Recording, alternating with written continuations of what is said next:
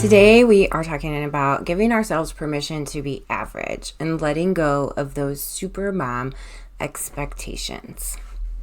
Hi friends, welcome back to your emotional support podcast. I'm your host, Noelle Rizzio, and this season we're on a mission to help working moms stop the guilt cycle, reclaim their worth, and move from juggling to thriving. So far, we've unpacked the guilt myth and tackled the invisible load, basically the two emotional anchors most moms are dragging behind them.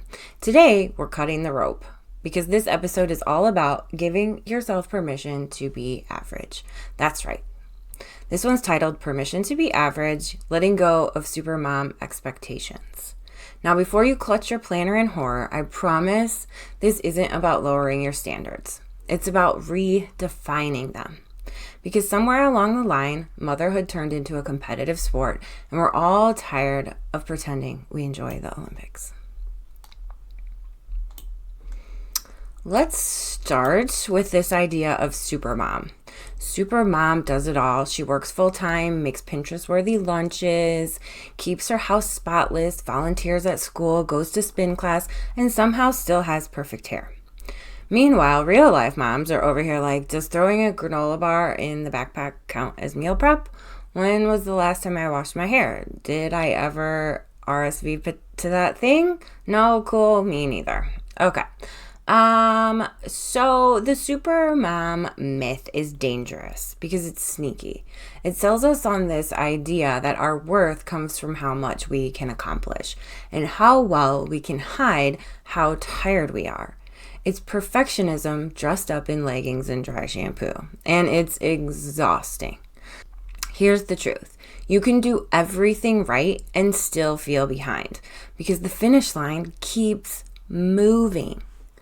All right, so why does the idea of average feel so wrong? Why does average seem like a bad word? Because we've been conditioned to believe average equals failure. We were raised on gold stars, honor rolls, performance reviews, participation trophies that said you are special when you excel. And then we became moms and suddenly the stakes felt higher. Now, if our kids aren't thriving, if our house isn't perfect, if our marriage isn't #goals, it feels like we're the problem. But here's the secret no one tells you. Most of life happens in average moments. The quiet mornings, the messy kitchens, the dinner that's just okay, that's where your kids learn safety, love, and connection, not from perfectly curated perfection. When we stop chasing exceptional and start embracing enough, that's when we actually start living. The best thing I ever did for myself was allow myself to not be perfect. Especially when my kids started going to like daycare and school, I knew I wasn't going to be the mom that brought homemade birthday treats in for my kid. I wasn't going to be the mom that like had the birthday parties with all the homemade crafts and things like that, because that's just not me. And some of my friends are like that. And so I kind of started to compare myself to that. But I realized that that wasn't me, and I still got to be the best mom for my kid, even though I didn't do all those like perfectly curated things, right? Our life is messy, and we get to laugh at ourselves, and that's okay. And I think that's actually really important.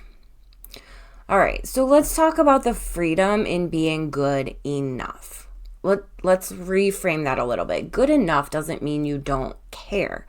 It means you care wisely and kind of strategically. It's realizing that store-bought cupcakes still make kids happy. Emails can wait. A messy home can still hold joy. Believe me, mine does. Dinner doesn't have to be balanced all the time. It just has to exist. There's freedom in lowering that unrealistic bar.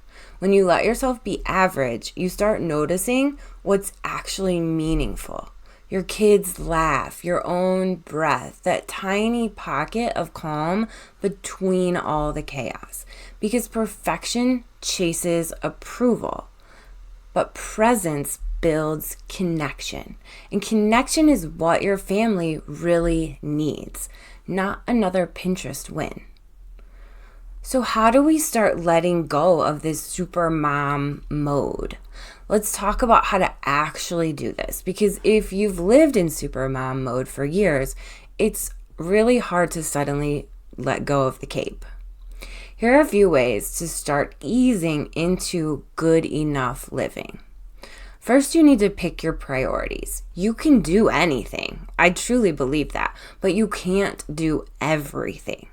Choose what actually matters to you and let the rest slide without guilt. And if you need to go back to the episode about the guilt myth, go ahead.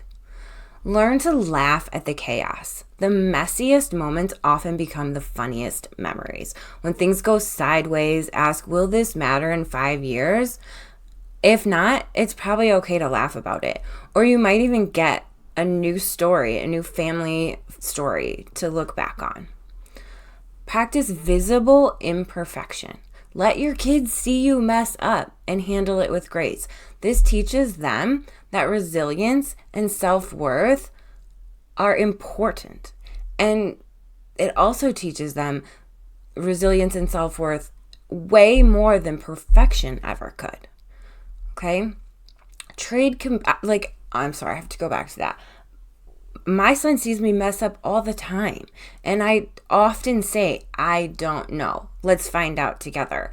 And I think that that is one of the best lessons as parents that we can give, is that we are not the expert on everything. But let's figure it out together. Okay?